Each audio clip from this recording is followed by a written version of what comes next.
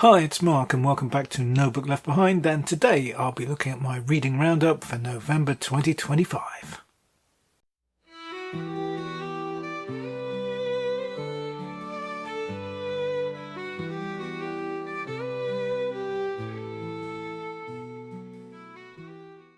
Hi guys, and welcome to my November reading roundup. Now, if you've seen my TBR video for November, you'll know I identified 10 books that I was hoping to read in November. So how did I get on? How many did I read? Well, the answer is 7. So not outstanding, but pretty decent. And what was most pleasing for me was that I actually stuck to my TBR. I didn't slip in a few other books that I just fancied reading at the time. No, I just stuck to the TBR and read from there. And that's surprisingly disciplined for me. In fact, very surprising. If you knew me better, you know how surprising that is. Anyway, the 7 books, let's get to them straight away. Now, the first of those was The Disorientated Man, or Scream and Scream Again, by Peter Saxon, or in reality, Stephen D. Francis. Now, I've already done a video on this one. I've done a full review of it, so you can go to that video. It's proved surprisingly popular. It's kind of shocked me a bit, but there you are. So you can go to that video if you want a full breakdown. In short, it's cheap, it's kind of trashy, a bit sleazy, but I still enjoyed it. It's a fun time, although you're fully aware when you're reading it that it's not very good. Next up, The Fatal Frails, which is on my Kobo, which is by Dan J. Marlowe. It's one of the early novels he wrote. 5 novels was how he started his career, starring Johnny Killane, the night manager of a New York hotel who gets involved with various crimes and murders and such. Now, I'd already read the first 3 in the series, which are Doorway to Death, Killer with a Key, and Doom Surface, which is either a great title or an awful one, depending on your point of view. The novels are okay. I'm more interested in what Marlowe did later in his career, actually, which I'll come to in the forthcoming months on the channel, because it's really, really interesting. But at the moment, I just thought I'd read his early stuff. And it's all right, it's okay, it's nothing very special, but they're page turners basically. The Fatal Frails, though, I did think was a step down from the other 3. It's not quite so good. It's maybe showing a few signs of tiredness with the kind of setup that they have. There's lots of returning characters, so it's kind of a bit formulaic, I guess.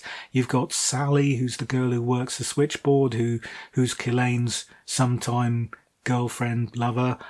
You've got Lieutenant Demeron, who works for the local police department, who's kind of sympathetic and has his back a little bit, but the detectives who work for him definitely don't like Killane. And one of those, whose name is Cuneo, wants to bust Killane by any means necessary. And I mean bust him in the head. If he can't bust him legally, he'd be fine with that. So he's contending with these sort of returning cast of characters every time. The plot to this one is kind of a riff on the Maltese Falcon. There's a MacGuffin out there which everyone's after. In this case, it's a monstrance.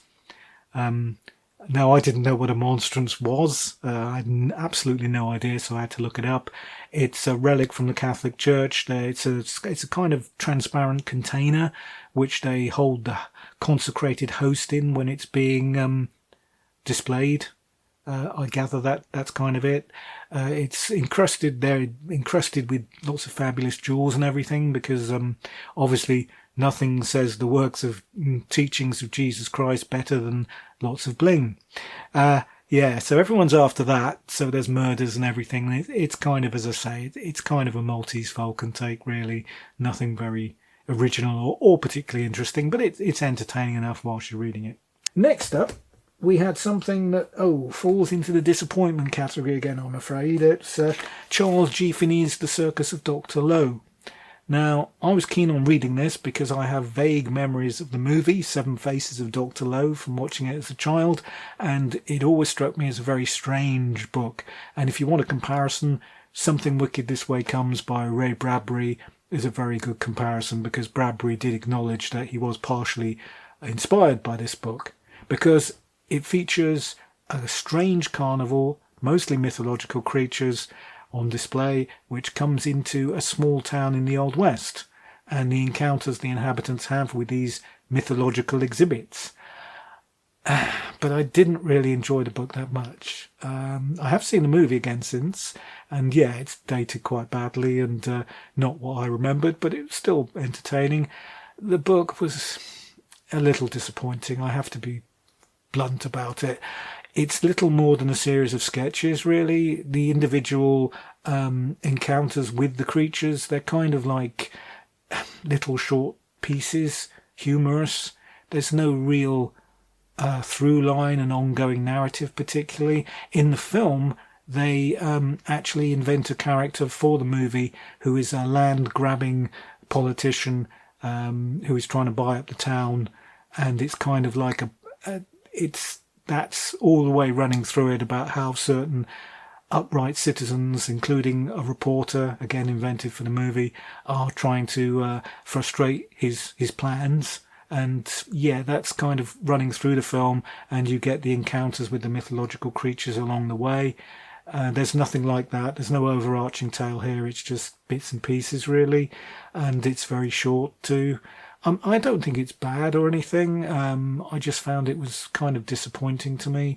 It wasn't what I expected, I suppose.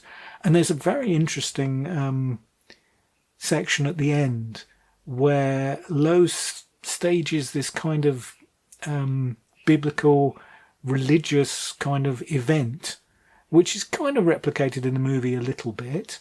But yeah, he stages this thing almost kind of like to teach the town a lesson, sort of a thing. And it seems very, very dated and old-fashioned. But the interesting thing about it was that Charles G. Finney, if you happen to Google him, you're probably going to end up with the wrong Charles G. Finney, because I believe it was his great-grandfather, was a very famous preacher in his day who wrote many, many religious tracts, which I think are still in print to some extent. And if you Google, I'd say if you Google the name, you're likely to end up with him rather than Finney the author, because I was confused at first after I'd done that. So maybe there's a kind of influence there crept into the later chapters here, and the kind of heavy moralistic tone that the book has in places. It's not bad, but as I say, really disappointed. Next up, we've got a bit more Hollywood film talk, because we've got the autobiography of Veronica Lake, published in the late 1960s, possibly, I think, about 4 years before she died, something of that nature. I approached her with trepidation because I heard stories about her alcoholism. Her mother was involved with publishing a biography of her a few years after Veronica's death, which, well, basically I suppose you call it a bit of a muckraking biography. Talked about how Veronica was actually schizophrenic and had mental issues and things like that. Stuff which I find a little hard to believe, having read the autobiography, because she comes across as very smart, very intelligent, possibly bipolar. I think from some of the behaviour she talks about, that was a possibility, I think, and the drinking certainly didn't help that. In fact, her story did remind me a little bit of the actor Lawrence Tierney's story, and he most definitely was bipolar. If you read the rather excellent biography of him, which is available by Burt Kearns, very excellent, especially because I get name dropped in it a few times. Claim to fame there. But yes, I really did enjoy this, because I found to my surprise that Ronnie, as she liked to be known, came across as very smart, very intelligent, and very honest about her own failings. The drinking she talks about, and she doesn't mention the word alcoholic. She doesn't talk about it like it was a massive problem, which is interesting, and possibly might have been a case of self-denial, really. But yeah, she certainly didn't blame it for anything. She didn't she didn't have a bad attitude to her, if you like, her downfall, if you want to call it that, because she didn't see it that way. She just saw it as just the continuation of her life after she was no longer a star and she couldn't get any acting jobs. She ended up as a bartender, actually, in New York in the 1960s, which of course played into the whole alcoholism narrative. And but she refused to see that as like a bad thing. she at least in the book, she's quite positive about how she enjoyed the job, and how it was just life. And so I did enjoy her attitude towards all that, and I found it quite an interesting story. She doesn't drop particularly hugely exciting revelations about Hollywood. I think we all know kind of how it worked in terms of the casting couch, which she wouldn't do, and she wouldn't do a lot of the Hollywood kind of things which would get you on, her dissatisfaction with the star system, and how she couldn't get any roles as a comedienne, which she felt was really what she was good at and what she wanted to do, and her fairly disastrous marriages she talks about. But yeah, it comes across as very candid and very honest, and I kind of ended up liking her. So next up, we're getting into the really good stuff this month for me, and the first one of those was The Unbidden by R. Chetwynd Hayes, a book of 16 short stories from a horror writer who has fallen between the cracks somewhat, I think, although I do know he does have his fans. Now, this was written or collected in the early 1970s, and there's a wonderful atmosphere that runs through nearly all the stories here of kind of London in the late 1960s. All his protagonists lived such small, ordinary lives, if you like, and they live in damp little flats, and the supernatural comes to them as sort of from totally out of the blue, out of their mundane lives, and usually has a very bad result.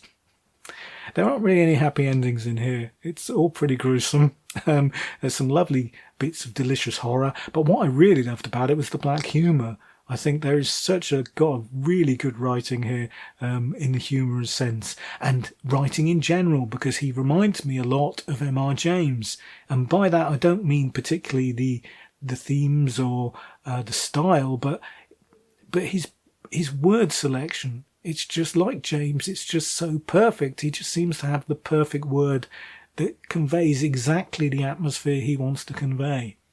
And I really liked this. I thought it was great. And I'll be reading some more of his, most definitely.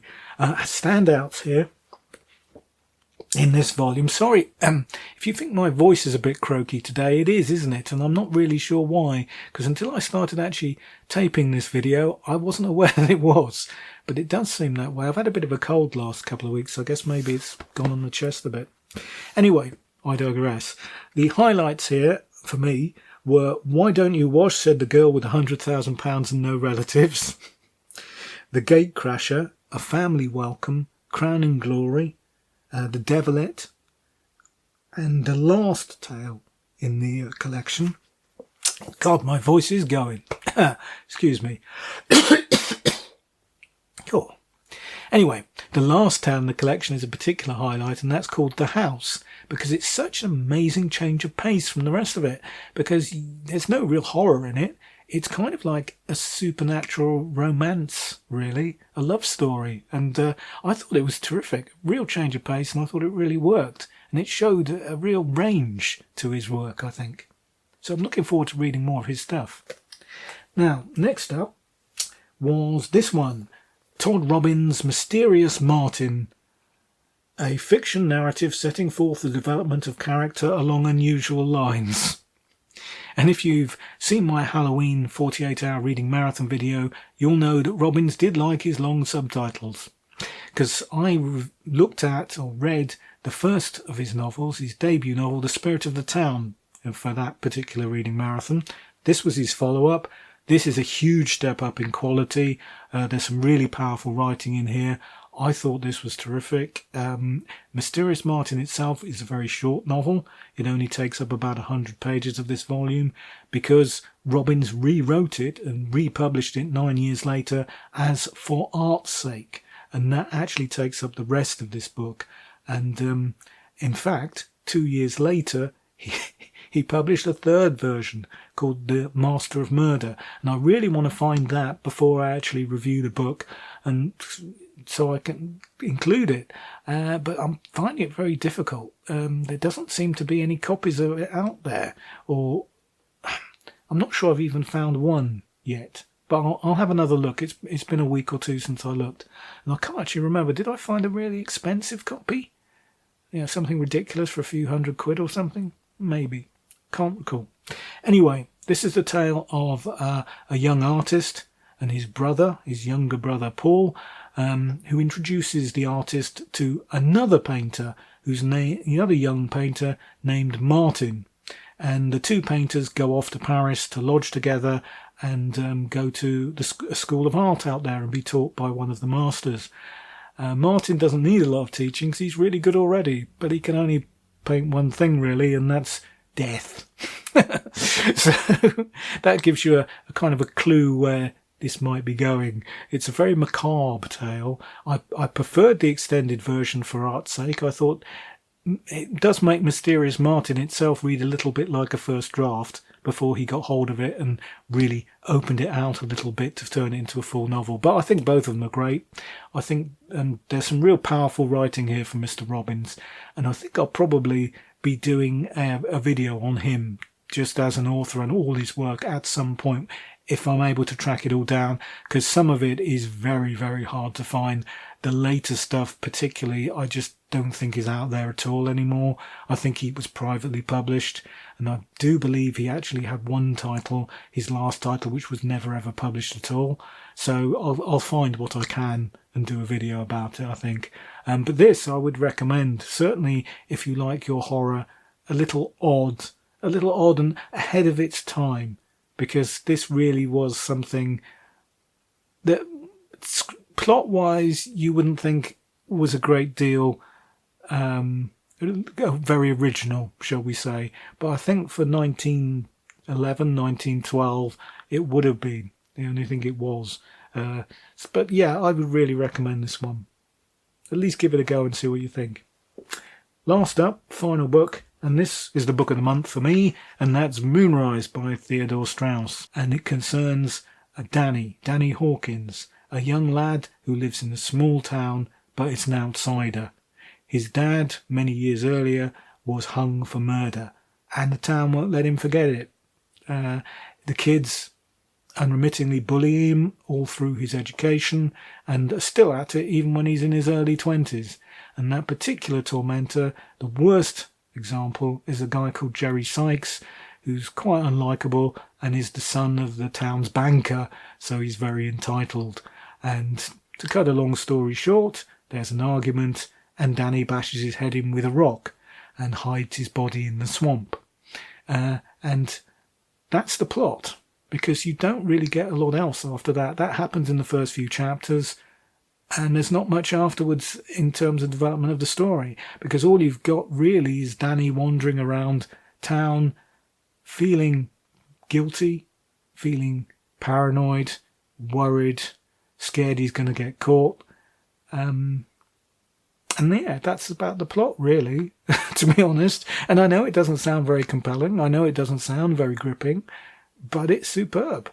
For a start, Strauss creates an incredibly authentic and believable small town atmosphere, both the setting and the characters, the detail.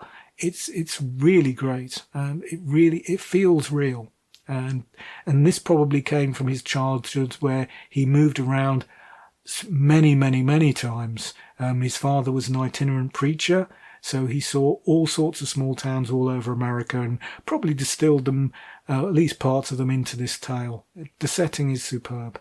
And Danny's character is so good. It's so well written, because you sympathise with him. He's done something very bad, but he was pushed to it to some extent, although it was all the years of resentment building up that caused him to lash out.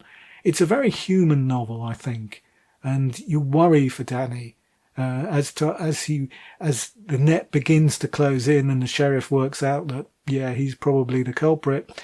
You really feel for the guy, and you hope, and you really hope for a happy ending, that he's not going to end up shot in the woods. But I won't, no spoilers, but you're not sure right till the end how it's going to turn out. And I really love this. I think it's a very different kind of noir. It's not at all... It hasn't got, for a start, it hasn't got the urban setting, obviously, which is normally associated with noir. It's rural noir, which was a thing, but is fairly unusual. And as I say, a really great setting for the story, really compelling, brilliant characters. I was rooting for the guy all the way. And yeah, the only downside to it is that Strauss only ever wrote one other novel. And that was before this. Because after his kind of vagabond existence with travelling around the country with his father, he settled in New York, got into the newspaper business, married a top New York dress designer who had been previously married to a Hollywood screenwriter. And that's how he got his in with Hollywood, if you like. But before that happened, before they went west, he actually published one other novel, which is called Night at Hogswallow, which was apparently only published because it won a contest. He sent it in for a contest, and it got very well good reviews. And I'm looking for a copy of it. I have tracked one down, so I'll be purchasing that. I'll probably have already bought it by the time you've watched this video, so it's no good looking for it, because I'll already have it. At least I hope so. It's not super cheap, but it's not expensive either. So yeah, I'll be adding that to my collection simply because I simply love the writing here. It's just absolutely top tier, absolutely first rate, superb. Anyway, Strauss himself, as I say, when he went to Hollywood, he worked on screenplays. I think the first one was California, which was a western with Barbara Stanwyck. At the same time, he wrote Moonrise, which was published a couple of years later. Published the same year, 1946. Turned into a movie a couple of years later. I mean, it was optioned immediately and was going to be a really big A production. And I think they were talking about Jimmy Stewart starring. I think John Garfield, one of my favourite actors, was slated to star at one stage, but eventually it kind of fell through the cracks and ended up with Republic Pictures, who were basically a B-movie studio, but were trying to move into the A-movie arena, and Moonrise was one of their more prestigious productions, which was designed to do that. And it ended up starring Canadian actor Dane Clark and Gail Russell in the heroine role. And I've not seen it in many years. It didn't impress me very much when I saw it, but apparently it's very well thought of now. There was a Criterion Collection Blu-ray release, and it's been praised by lots of noir aficionados. So I have a copy of it, so I'm going to get around to watching that again before I review the book in full. Although I feel I've probably already just done that. Anyway, enough of that. That's it for today's video. I hope you enjoyed it. Thank you for staying with me all the way to the end. Please like, subscribe if you're enjoying my content, and ring the notification bell so you don't miss any of it. And in the meantime, keep on looking through those charity bins, those dusty second-hand bookshops in the side streets, because out there are treasures that only you can find.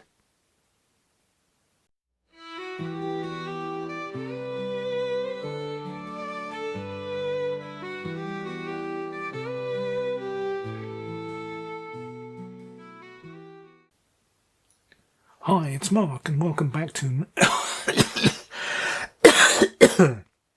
God, what's my voice?